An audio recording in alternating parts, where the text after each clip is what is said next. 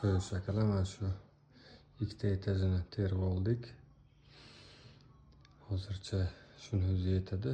Shuni o'ziga 140 ta 150 ta tuxum ketadi. Xo'sh, yana bittasini qo'ysam bo'ladi.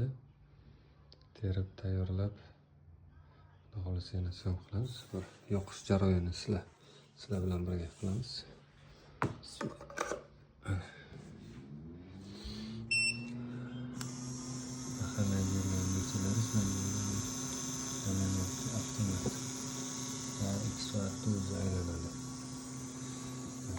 Endi shunisini o'rganib olsak bo'ldi.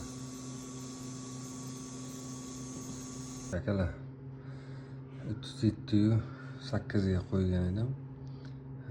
7-8 minutlarda chiqdi mana shu temperaturaga. Endi buni ichiga yana дополнительно gradusni qo'ygan edim, чтобы ichini tekshirish uchun.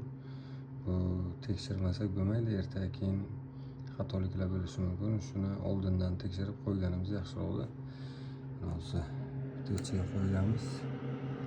Hozir esa 36.3, 36.7 shunaqa ko'rsatyapti, 1 gradus farq qilyapti.